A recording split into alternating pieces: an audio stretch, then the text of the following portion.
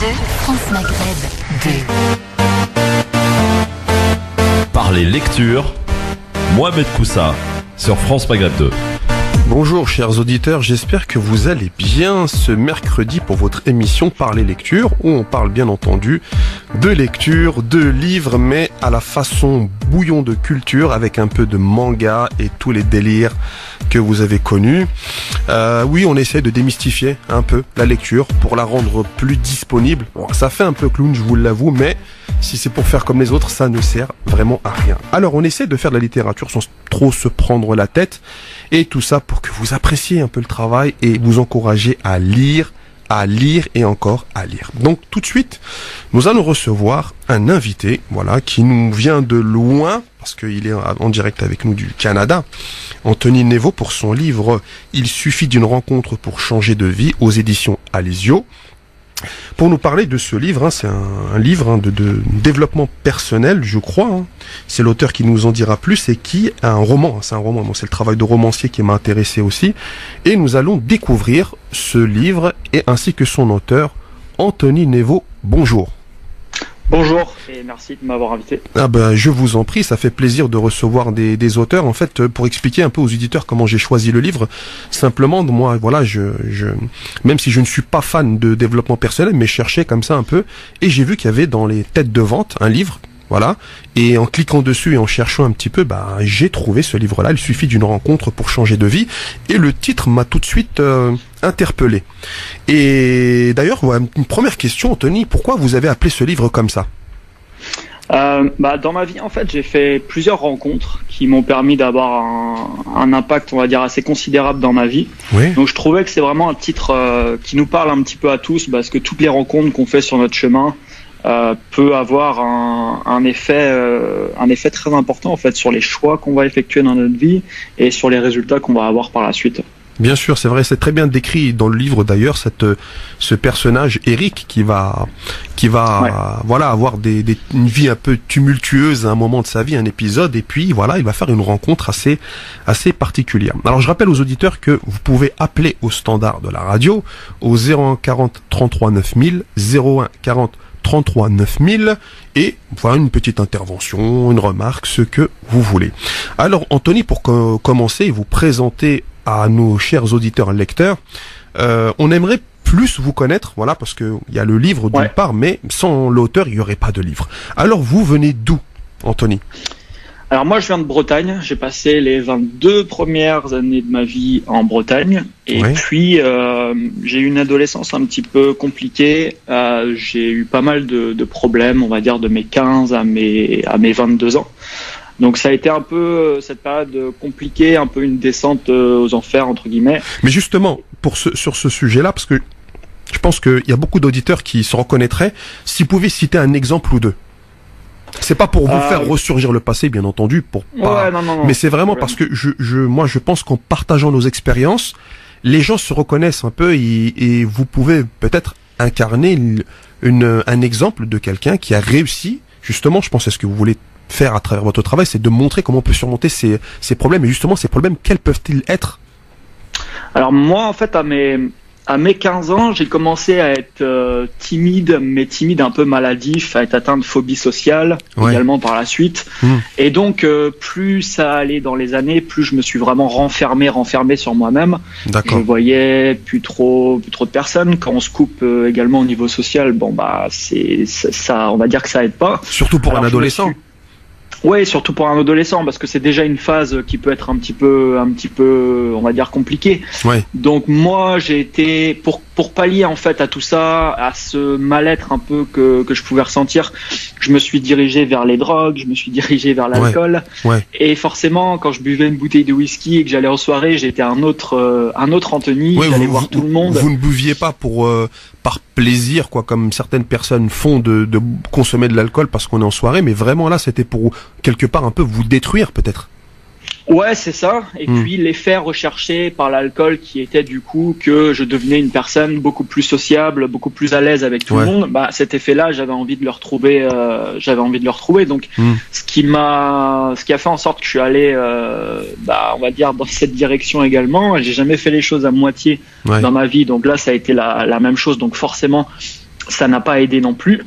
J'ai quitté l'école, moi, à 17 ans. Je suis parti travailler dans la volaille, en fait, dans des poulaillers en Bretagne. Ouais. J'étais inséminateur de dinde, c'est le mot. Ça veut dire quoi, inséminateur de dinde?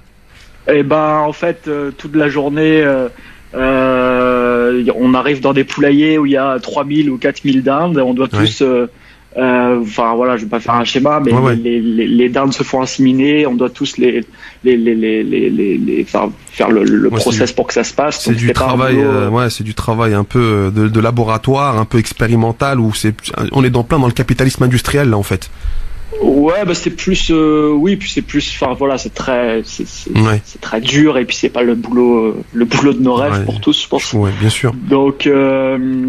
Donc j'ai fait ça, je suis parti là, et j'ai fait de mes 17 à mes 20 ans, j'ai travaillé dans des poulaillers du coup en Bretagne. Ouais. Et bah toute cette période, c'est pareil, je continuais à aller dans la dérive, j'ai enchaîné aussi plusieurs accidents. À cette période, et puis jusqu'à mes 22 ans où j'ai eu un nouvel accident, je me suis fait casser la jambe tibia péroné sur un parking. Je me suis retrouvé à l'hôpital, et d'ailleurs vous racontez ça dans une vidéo sur votre chaîne YouTube. Vous racontez cet épisode, vous le racontez. Moi j'ai regardé la vidéo et vous racontez exactement comment vous êtes cassé la jambe. Exactement. Ouais. Et je me suis retrouvé à l'hôpital donc une nouvelle fois, parce que c'était pas la première fois. Et là, j'ai vraiment eu un déclic en me disant, ok, si tu continues comme ça, clairement, il te reste quelques années à vivre et ce sera fini pour toi. Donc c'est soit tu prends une forte décision, tu fais quelque chose pour changer, soit tu continues dans cette direction et ça va pas forcément bien se passer. Donc à ce moment-là, j'ai su qu'il fallait que je quitte la Bretagne. Généralement, quand on quitte un environnement dans lequel on est, où on a tout un tas d'ancrages, c'est plus simple, on va dire, de démarrer vers une nouvelle direction. Donc moi, j'ai su à ce moment-là que je devais partir de la Bretagne. Mais justement, cette décision, vous l'avez prise vous-même, ou est-ce qu'il y a eu des influences, en fait, quelqu'un qui vous a parlé, ou je sais pas, ça peut arriver. Hein, non, c'est vraiment vous-même, c'est une réflexion personnelle. D'accord, c'est une réflexion personnelle. En plus, ce genre de décision est difficile parce que forcément la famille, l'entourage, etc. Bien sûr. Bah justement, votre entourage, comment nous pousser de cette direction. Comment vos parents ont pris la nouvelle quand vous leur avez dit que vous allez partir? Bah au début assez mal, enfin on va dire pas très bien. Forcément ça leur fait peur parce que j'allais pas très bien. Je leur dis que je vais partir tout seul dans le sud de la France. Ah ouais, bien sûr.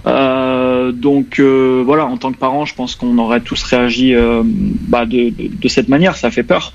Mais au final, aujourd'hui avec le recul, c'est une des meilleures décisions que j'ai prises de ma vie. Ouais. Et ça m'a vraiment permis de prendre un nouveau départ. En fait. Et justement avant avant votre petit voyage vers le sud de la France, au niveau de la scolarité, comment vous vous décrivez? Vous étiez un élève plutôt comment? Au niveau de la scolarité, moi, j'étais toujours, faut dire la vérité. Attention, les auditeurs, faut pas. En fait, moi, ce que je veux montrer, c'est que il y a des profils différents à l'école. Et que le schéma un peu classique que l'on rencontre chez les parents, c'est toujours à peu près le même. Et vu que vous avez quand même une réussite avec votre roman, avec le travail que vous effectuez, votre parcours de ce point de vue-là en fait est très intéressant parce que on peut partir avec un certain profil ou une façon de faire et puis complètement basculer vers autre chose. Justement, je voulais savoir à l'école ça se passait comment? Moi, ça se passait très mal à l'école. J'étais vraiment en échec scolaire. J'étais le dernier de la classe. J'ai redoublé. Ça se passait vraiment très mal. Et puis en plus, je m'y intéressais. J'étais complètement détaché de ça et c'est pas quelque chose qui me. Vous vous sentiez pas concerné par l'école en fait? Ouais, c'est ça. J'étais vraiment pas concerné par ça. Je sentais que c'était pas ma voie. Je me demandais ce que je faisais là. Et du coup, j'étais forcément en échec scolaire. Mais c'est le premier message d'ailleurs. C'est parce que c'est pas parce que dans le système dans lequel on est aujourd'hui, par exemple à l'école, on n'arrive pas ou on a des difficultés que dans la vie après. En général, on peut pas faire quelque chose. Ce qu'on veut réaliser. Au final. Mais tout en reconnaissant que l'école aussi peut aider les gens à réussir, parce que là où il y a une tendance actuelle à dire comme j'étais nul à l'école et j'ai réussi, donc l'école c'est pourri. Moi j'ai entendu des gens dire ça dans des séminaires, dans des conférences. Ouais, non, je pense qu'il faut pas tout à l'école. Il peut avoir quand même des choses intéressantes. Bien sûr. C'est sûr. Vous dites ça à un ancien professeur, donc forcément il y a des choses intéressantes et des gens intéressants. Clairement. Ouais. Et les rencontres également qu'on fait à l'école ce que ça nous apporte. Et puis après, il y a des voies. Je veux dire, si demain mon rêve est de devenir médecin, je vais devoir forcément, passer par le cursus scolaire. Voilà. Exactement. Très bien, merci pour cette première partie d'émission. Donc on a fait la connaissance de notre auteur du jour et on va continuer juste après une petite pause. Mohamed Koussa, Parler lecture sur France Maghreb 2. On reprend avec notre invité du jour dans Parler lecture. Donc c'est Anthony Nevo pour son livre Il suffit d'une rencontre pour changer de vie aux éditions Alizio. Dans une première partie, on avait fait connaissance avec l'auteur, on lui a posé quelques questions sur sa vie, la scolarité, son tempérament, etc. Donc Anthony Nevo, vous êtes toujours avec nous? Toujours là. Alors très bien. Et donc là, on en était avec l'école. Et justement, quand vous avez pris cette décision suite à cet accident, vous êtes parti où alors? Alors je suis parti dans le sud de la France, à côté d'Avignon. D'accord. Pourquoi le sud de la France? C'était vraiment l'idée on va dire, de changer complètement de région. D'accord. Et puis je connaissais une personne à côté d'Avignon que j'avais en contact et ça m'a fait me diriger par là. Après j'aurais pu partir au final n'importe où. Il n'y avait pas une raison spécifique, quoi. Il y avait pas. Non, à part cette personne-là que j'ai pu rejoindre là-bas, non. Très bien. Donc après là, vous avez fait quoi exactement là-bas? Vous avez travaillé, vous avez repris des études, vous avez fait quoi? Alors moi, j'étais passionné de marketing depuis déjà. Je passais tout mon temps sur l'ordinateur depuis mes 17 ans, on va dire 16 ans. Ouais. Ça m'a toujours intéressé, tout ce qui se passait sur Internet. Donc très rapidement, en fait, j'ai commencé à monter différents projets sur Internet. Ouais. J'ai monté un site qui s'appelait besoindunservice.com qui mettait en relation des gens qui ont besoin de services et des gens qui en proposent. D'accord. Et j'ai commencé rapidement à vivre de différents projets en fait que j'ai mis en place en fait au fur et à mesure sur Internet. D'accord. Et tout ça depuis le sud de la France? Ouais, tout à fait. Ouais. D'accord. Et après, vous avez fait quoi? Vous êtes parti en voyage, c'est ça, suite à votre épisode du sud de la France?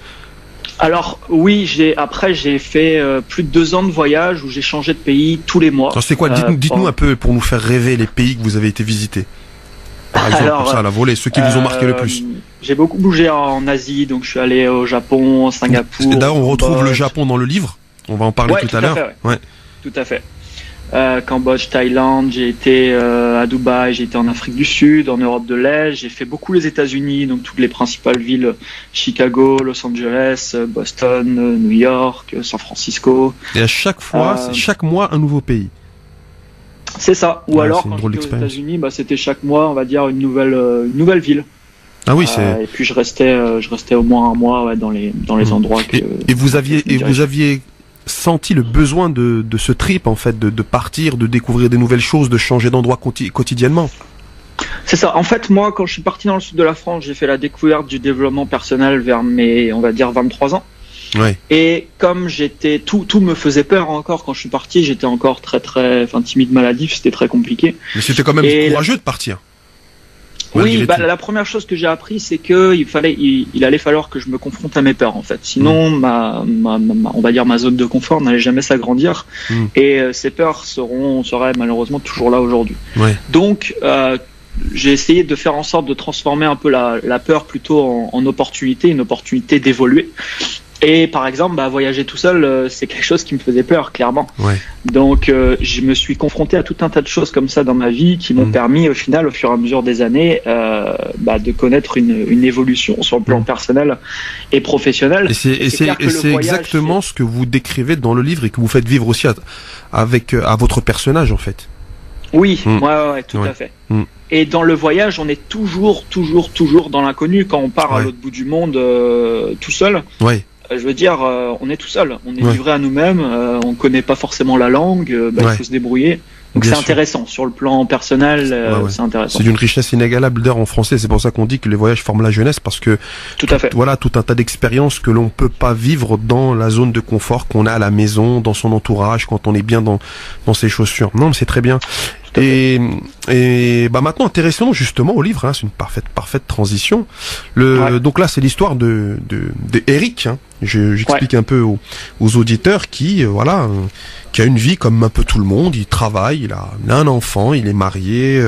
Puis un jour, il découvre quelque chose que je ne dis pas pour pas spoiler l'histoire. Il découvre quelque chose et qui remet en question complètement son existence, ses relations familiales, ses relations sociales, sa vision du travail. Et là, il va se heurter à un certain questionnement dans sa vie, et toutes ses perspectives sont remises à zéro. Et c'est à ce moment-là qu'il va rencontrer un personnage mystérieux qui va le guider vers un nouveau chemin et qui va lui montrer une façon de voir la vie qui est complètement différente qu'il avait connue jusqu'à maintenant. Ce personnage s'appelle Roger. Et ce Roger, justement, il occupe un peu la place du guide. Et nous allons justement développer cet aspect après une petite pause. Par les lectures sur France Maghreb 2, Mohamed Koussa. Par les lectures, Mohamed Koussa sur France Maghreb 2. Sur France Maghreb 2, il suffit d'une rencontre pour changer de vie, de Anthony Nevo. C'est le livre que nous traitons aujourd'hui et que nous développe les idées de ce livre avec l'auteur qui est avec nous aujourd'hui. Alors Anthony Nevo, vous êtes toujours avec nous, bien sûr, hein? Ouais. Alors j'expliquais un petit peu cette histoire avec Eric, ce personnage qui va rencontrer un guide. Moi, la première question que j'aimerais vous poser, c'est pourquoi avoir fait le choix d'exposer un peu l'histoire c'est un parcours initiatique. On peut parler de parcours initiatique ou pas? Ouais, on peut parler de parcours initiatique. Je pense que c'est adapté. Et en fait, ce qui m'intéressait là-dedans, c'était la prise de conscience et le questionnement que peut avoir le lecteur également en lisant le livre et en lisant l'histoire. Parce que on peut s'identifier, en fait, c'est ce qu'on m'a dit beaucoup, on peut beaucoup s'identifier au personnage principal, donc c'est intéressant parce que nous, ça peut remettre des choses en question à propos de notre propre vie également. Ouais. Et justement, moi, pourquoi je vous parle de parcours initiatique? Parce que on peut faire le parallèle avec L'Alchimiste de Paulo Coelho. D'ailleurs, je sais pas si on vous a déjà fait la remarque. D'autres livres, comme par exemple une histoire qui est citée dans le Coran avec El-Khidr et avec Moïse, où pareil, on a des personnages qui vont vivre un certain nombre d'étapes, mais sous l'assistance et la bienveillance d'un guide. Le guide, là, Roger en question, est-ce que vous l'avez rencontré dans votre vie ou pas? Non. Non? Je ne l'ai pas rencontré. Non. Ou quelqu'un qui y ressemblerait, non? Je me suis posé la question, moi, pendant toute la lecture, je me suis dit, mais est-ce qu'il a rencontré Roger vraiment ou pas? Et puis... Non, j'ai fait des rencontres, on va dire, plus virtuelles. C'est-à-dire que je me suis beaucoup formé avec des coachs américains. D'accord. Et vous avez des noms comme ça à nous citer? Oui, par exemple, John Assaraf, Jack Canfield. Il y a des gens comme Anthony Robbins également, qui est très connu dans le milieu du coaching. Bien sûr. Qui ont eu une grande influence parce que je me suis beaucoup intéressé à, on va dire, 5-6 personnes comme ça. Et j'ai suivi beaucoup de choses qu'ils ont fait. Et puis après, au fur et à mesure des années, je suis allé aux États-Unis. Et là, par contre, je suis allé les voir directement. Et justement, tout à l'heure, vous êtes parti dans le sud de la France. Et c'est marrant parce que Paulo Coelho, il a une maison dans le sud de la France. Je sais pas si vous saviez ça. Non, je savais pas. Non. Il raconte ça dans un de ses livres qui s'appelle La rivière qui coule. Donc c'est un format, c'est un ensemble de textes qu'il avait écrit. Il y a plus des discours à lui, des articles qu'il a écrits dans des journaux.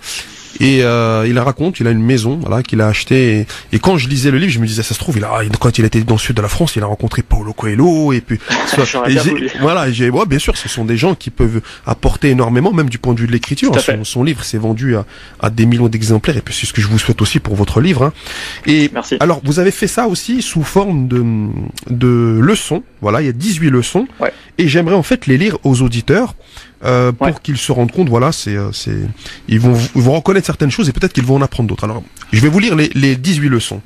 Quand tu demandes quelque chose, ajoute-y de la clarté. Première leçon. Deuxième leçon, toutes les réponses à tes questions se trouvent en toi. Troisième leçon, ce que tu fais aux autres en bien ou en mal te revient. Quatrième leçon, tout ce sur quoi tu te concentres s'amplifie. Cinquième leçon, le mouvement crée le changement. Sixième, l'inconnu est synonyme d'évolution. Septième leçon, aimer des intentions avant d'entamer quelque chose d'important pour toi. Huitième leçon, pose-toi des questions pertinentes. Neuvième leçon, tu es responsable de ce qui se produit dans ta vie, agis en conséquence. Dixième leçon, persévère toujours, mais affine ta stratégie si tu vois que les résultats ne sont pas là.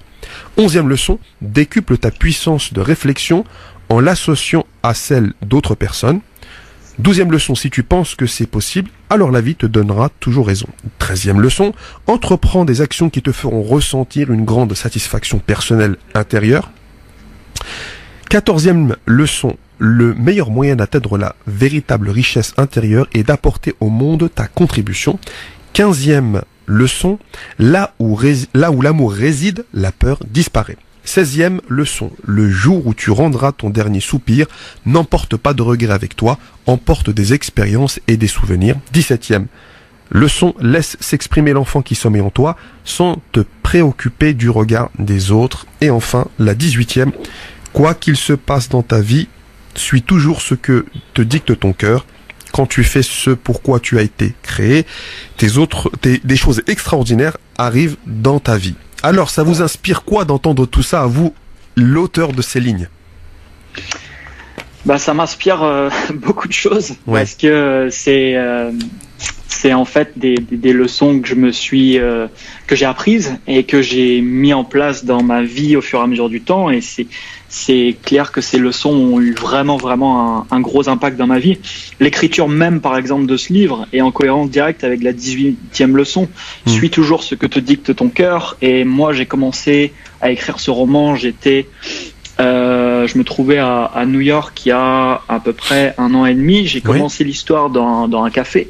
Ouais. Alors que je suis allé dans ce café à la base pour travailler. J'avais plein de choses en retard. J'avais plein de choses à faire. Et j'ai juste eu l'intuition que je devais commencer une histoire. C'est ce que je me suis mis à faire. J'ai commencé à faire lire cette histoire, et puis ça a débouché aujourd'hui sur la parution de ce roman et sur tout ce qui se passe aujourd'hui. Ouais. Et tout ça se passe aujourd'hui parce que j'ai suivi vraiment ce que je ressentais. Ouais. Et ce qu'on ressent en fait, parfois, même souvent, c'est dur d'y aller parce qu'il y a toujours des fois des urgences dans la vie ou des choses qui viennent avant ça, ou alors la direction dans laquelle on doit se diriger, on a peur d'y aller pour tout un tas de raisons différentes. Mais c'est vraiment un message que je porte aujourd'hui, c'est que on peut demander conseil autour de nous, bien entendu, mais il y a personne qui peut savoir mieux que nous ce qu'on doit faire. Ouais, c'est sûr. Il y a que nous qui ressentons vraiment les choses. Ouais, c'est sûr. Puis moi, je trouve que c'est la façon dont vous l'avez écrit de rappeler, parce que c'est important aussi de faire des rappels quand on écrit des livres, surtout quand on donne des enseignements. C'est répété plusieurs fois, donc le lecteur a le temps de s'imprégner des principes que vous voulez lui transmettre. Et j'ai trouvé ça bien. Et alors, on n'est pas dans du Baudelaire, parce que l'objectif c'est pas non plus de faire de la grande littérature. Mais le fait justement qu'il y ait des gens qui écrivent de manière simple et qui transmettent leur expérience, moi je trouve ça très encourageant et très positif, parce que en fait on s'attend toujours à ce que ce soit des grands écrivains à coups de grandes métaphores ou de tournures de phrases extraordinaires pour nous expliquer des fois des choses simples. Et justement ça c'est une chose que je voulais vous demander, c'est en combien de temps vous avez écrit le livre par exemple? Alors ça s'est fait en 2 phases. En fait, j'ai une première phase où pendant 6 mois, j'ai écrit la moitié du livre, mais on va dire c'était pas ma priorité à ce moment-là. J'avais tout un tas de choses en même temps. En même temps, il y avait beaucoup de choses à faire par rapport aux activités que je mettais en place. Oui. Donc c'était un petit peu compliqué. Et en fait, je me trouvais à Montréal à ce moment-là, et j'ai pris la décision de partir au Japon, et je me suis dit, je ne partirai pas du Japon tant que le livre n'est pas fini, parce que je savais que c'était quelque chose d'important dans ma vie et qu'il fallait vraiment que je le fasse. Et d'ailleurs, c'est pour ça que vous faites vivre à votre personnage une grande partie du livre au Japon, quasiment, enfin la majeure partie du livre.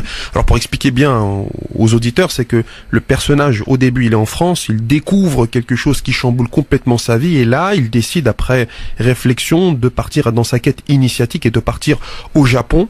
Et au Japon, il va vivre tout un tas d'enseignements qui vont, voilà, le remettre sur les rails d'une nouvelle vie.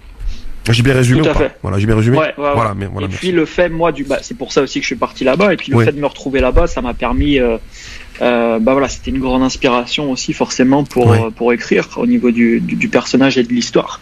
Et du coup, pendant un mois, tous les matins, j'ai écrit pendant environ de 2 à 3 heures tous les matins. Et donc pendant un mois, j'ai fini le livre, j'ai écrit l'autre moitié. Donc en tout, si on met bout à bout, ça fait 7 mois d'écriture, quoi. Avec une première phase un peu de travail comme ça, un peu informel, préparatoire, et une phase d'exécution quasiment pour terminer de 1 mois. Et c'est énormément de travail quand même. C'est énormément de travail. Et juste avant la pause, ça serait, vous avez des influences qui vous ont aidé à écrire ou pas, des auteurs ou des façons d'écrire? Moi, j'aime beaucoup les travaux de Robin Sharma. C'est quelqu'un qui fait passer des messages à travers des histoires, comme le fait également Paulo Coelho. Ouais, c'est la meilleure manière de faire pour transmettre quelque chose. Hein. C'est ça. Et Robin Sharma, il a écrit par exemple un livre que j'adore qui s'appelle Le moine qui vendit sa Ferrari. Ah oui. Que j'aime beaucoup. Très bien. Bah justement, on continuera à parler un peu de votre travail d'écrivain et d'écriture juste après une courte pause. Mohamed Koussa, Parler lecture sur France Maghreb 2. Sur France Maghreb 2. Sur France Maghreb 2 avec notre invité du jour, Anthony Nevo, pour son livre « Il suffit d'une rencontre pour changer de vie ». Alors Anthony Nevo, c'est un peu la crêpe bretonne avec du sirop d'érable, puisqu'il vient de Bretagne, il s'est exilé au Canada pour l'instant, parce comme c'est un voyageur invétéré, on ne sait pas où il sera prochainement. Donc on parlait un peu Moi-même, je sais pas. Voilà, on le sait pas, et ça nous fera plaisir justement de le découvrir.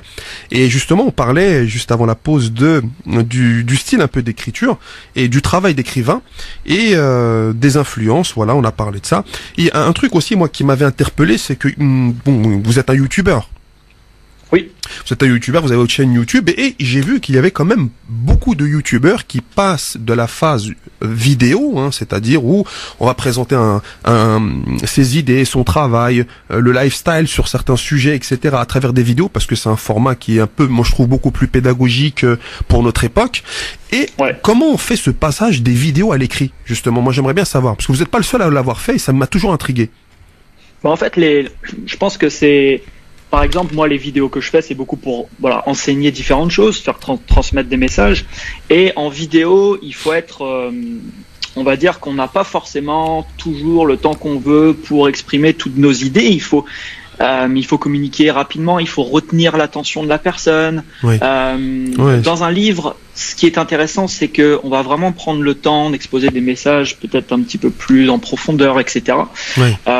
Et c'est ça aussi qui est intéressant, je pense, dans un livre, c'est qu'on peut rentrer, je pense, plus en profondeur dans les choses que par vidéo. Ouais, j'ai vu même, il y a sur des sujets divers. Moi, j'avais regardé, il y a un youtubeur qui est hyper célèbre qui s'appelle Thibaut InShape, je sais pas si vous connaissez. C'est un des youtubeurs les plus influents dans la sphère YouTube. Et enfin, j'ai été dans un supermarché, je vois son livre qui se vendait, je me suis dit mais c'est incroyable ce que nous permet cette époque, quoi, de passer d'un format à l'autre. Et voilà, de retrouver une façon différente de transmettre, parce que c'est le même message que vous transmettez sur votre chaîne YouTube, mais voilà, le format de l'écrit nous permet, ou vous permet plutôt, parce que moi j'ai rien écrit pour l'instant, il vous permet de transmettre des idées, transmettre une profondeur qui n'est pas possible en vidéo, sinon on va embêter les gens qui regardent les vidéos. Et peut-être ça peut être plus compliqué. C'est plus compliqué. Et est-ce que ça vous a donné envie d'écrire autre chose? Oui, j'ai déjà commencé une autre histoire. D'accord, très bien. Moi, c'est vrai que, alors, c'est assez particulier l'écriture pour moi, dans le sens où je m'interdis de réfléchir aux histoires en dehors de l'écriture. J'appelle ça ça peut paraître un petit peu bizarre, mais de l'écriture guidée, c'est-à-dire qu'avant chaque écriture, moi, je fais une séance de méditation de 10-15 minutes. J'ai une musique également derrière que je me mets toujours la même musique sur lequel je me suis fait un ancrage de créativité. Ouais. Et je pars dans le flow de l'écriture en fonction de voilà ce qui me vient sur le moment. Mais c'est jamais de la réflexion. J'ai jamais de plan au niveau de l'écriture. Vous écrivez à l'instinct. Vous écrivez à l'instinct. Exactement. J'ai pas de chapitre prédéfini. Il y a rien. Il y a pas de structure. D'accord. Et c'est comme ça que j'ai écrit ce livre. Et c'est comme ça, voilà, que j'écrirai les autres. Si ça vient, si je sens que je dois écrire une histoire, bah je le fais, et si c'est pas le cas, je le fais pas, quoi. Bien sûr, après chacun trouve sa stratégie d'écriture, sa façon d'écrire. De toute manière, après, ce qui est important, c'est le résultat, et surtout c'est l'avis des lecteurs, parce que moi j'ai été regarder un petit peu, il y a quand même des gens qui vous critiquent, et ça de toute manière je pense que n'importe qui sur terre aura des critiques, peu importe la qualité du travail qu'il va fournir, mais ouais, tout à fait. mais bon, c'est des critiques vraiment je lisais un truc ce matin, ils disaient ouais, mais pourquoi le personnage il achète de la crypto-monnaie au bout d'un moment? Mais c'est pas on va dire, c'est pas une critique on va dire qui est intéressante. Après, si la personne elle est contre le Bitcoin ou autre, c'est son problème. Mais c'est pas moi je m'attendais à des critiques sur des trucs un peu plus poussés, un peu plus structurés, mais il y avait vraiment rien de bien, il y a rien de croustillant en fait, voilà. Et c'était pas pour vous piéger, bien entendu, parce que voilà, la tendance de l'émission c'est pas de piéger les gens, mais c'est au contraire même, c'est de dire voilà, on a l'exemple de quelqu'un qui n'était pas le premier de la classe, qui au bout d'un moment s'est posé des questions, qui a su utiliser les outils de son époque et qui est passé d'un format qui est accessible à tous, qui est la vidéo, à l'écriture. Et moi, je trouve que pour un premier roman, c'est vraiment bien. Moi, vous savez, mon premier boulot, c'est professeur. Donc j'étais instituteur, ensuite professeur de français. Mais moi, si je vois que mes anciens élèves me sortent un livre comme ça, mais je serais heureux. Je me dis, mais j'aurais contribué à ça, quoi. J'aurais été content de trouver qu'un élève fasse ce genre de choses. Et justement, là, par rapport au développement personnel, parce que on peut qualifier votre livre de développement personnel.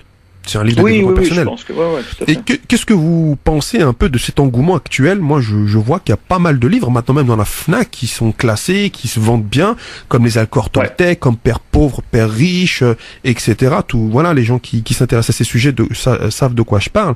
Qu'est-ce que vous pensez un peu de cette tendance? Est-ce qu'on peut parler de tendance? Je sais pas, mais de cette tendance, voilà. Qu'est-ce que vous en pensez? Bah, je pense que c'est une très très bonne chose, parce que moi c'est ce que je dis beaucoup, et c'est un des messages aussi que je véhicule, c'est que si j'avais pas été chercher l'information à quelque part que j'avais pas en ma possession, j'aurais pas pu changer ma vie comme je l'ai fait aujourd'hui. Ouais. Donc il a bien fallu que j'aille chercher d'autres informations qu'on m'avait enseignées jusqu'à présent. Ouais. Et c'est des informations que j'avais jamais entendues. On m'avait jamais dit que je pouvais faire absolument tout ce que je voulais de ma vie. Ouais. Mais pour ça, il fallait bien sûr que je m'en donne les moyens, que je comprenne comment je fonctionne, que je détecte également les croyances et les convictions qui sont dans ma tête pour me, entre guillemets, programmer sur autre chose, des résultats que je désire. Décrypter, échanger, opérer les changements. Bah, c'est très bien. C'est ça. Et les livres aujourd'hui, bah, c'est vrai que ça nous permet d'avoir des prises de conscience, d'avoir des déclics, de se poser des questions. Et je trouve ça génial qu'il y a de plus en plus de gens qui se dirigent vers ce type de lecture. Alors forcément, il y a aussi un côté où bah oui, il y a des titres sur des livres qui vont être aguicheurs, etc. Ça, c'est le marketing, c'est pour vendre, c'est normal. Ouais, et ça existe partout, pourquoi pas dans le livre? Voilà, c'est le marketing, et il faut pas s'arrêter à ça, parce que il y a beaucoup de critiques qui viennent et qui s'arrêtent justement sur la forme. Mais après, en tant qu'auteur, on a toujours envie que notre livre, notre œuvre se vende touche le maximum de personnes possible. Ouais, tout à fait. Donc voilà, il y a des livres avec des titres aguicheurs, mais ce qui est important, c'est le contenu à l'intérieur. Bien sûr, tout à fait. On va terminer dans quelques instants. Il nous fait une petite courte pause, et puis vous ne quittez pas, chers auditeurs, parce qu'on a presque fini. Par les lectures sur France Maghreb 2, Mohamed Koussa. France Maghreb 2, France Maghreb 2. Par les lectures, Mohamed Koussa sur France Maghreb 2.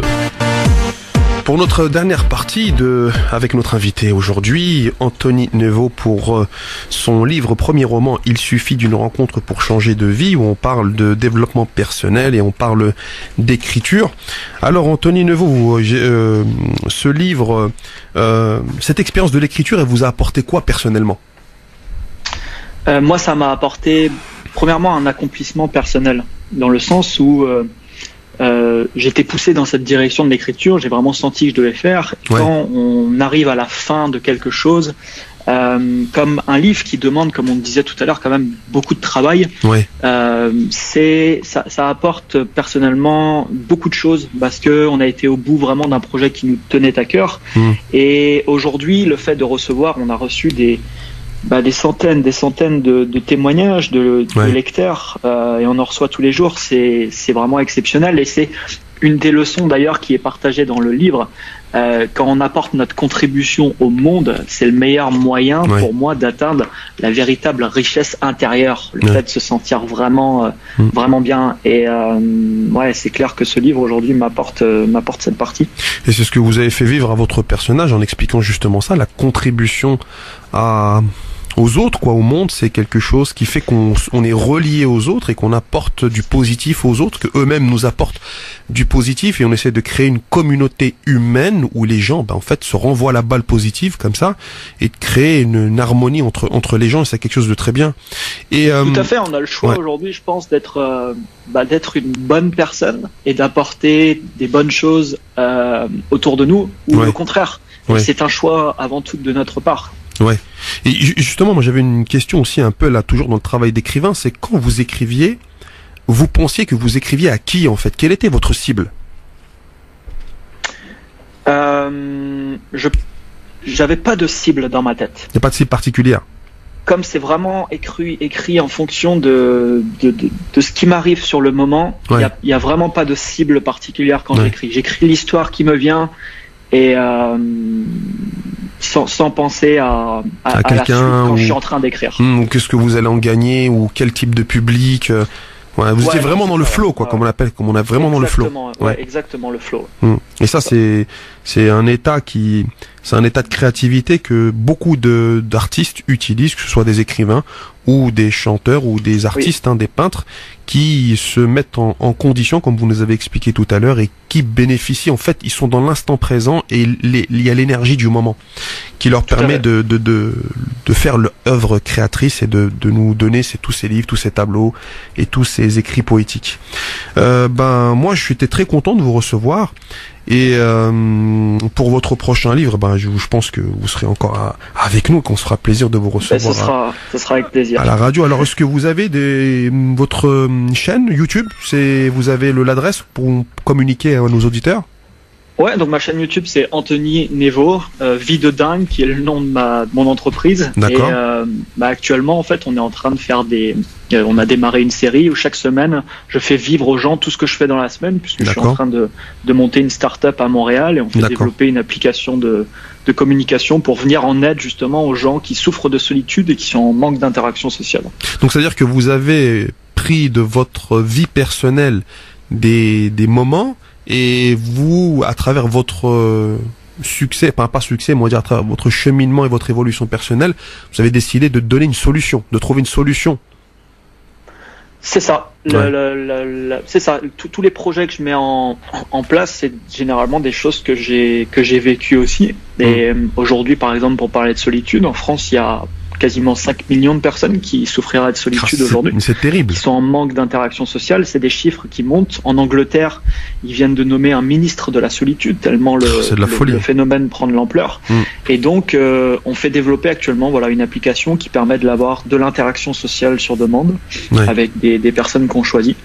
Et toujours dans l'objectif d'apporter une certaine contribution. Très bien, merci à vous Anthony Nevo, ça nous a fait très plaisir de vous recevoir. Alors quant à nous, on se retrouve la semaine prochaine pour une autre émission qui parlera toujours bien entendu de lecture, mais je ne vous en dis pas plus. On se retrouvera en formation pour ceux qui sont intéressés en lecture rapide au mois de février, les 23 et 24 février. Si vous voulez lire plus vite, contactez-nous, on vous donnera les coordonnées. Et la citation avant de se quitter, écoutez bien, elle nous vient de Bernard Weber. La vie est comme un livre. Ne jamais sauter aucun chapitre et continuer de tourner les pages. Tôt ou tard, on comprendra pourquoi chaque paragraphe était nécessaire. Parler lecture, Mohamed Koussa sur France Maghreb 2. Voilà, c'est tout pour aujourd'hui, chers auditeurs. J'espère que vous avez fait un peu nouvelle connaissance avec un nouveau livre, un nouvel auteur. Donc n'hésitez pas à vous procurer les livres, des références qu'on vous donne et de nous partager tout ça à travers les réseaux sociaux. Je vous dis à la prochaine fois. France Maghreb 2. France Maghreb 2. Pour ensoleiller et accompagner vos journées et vos nuits. France Maghreb 2.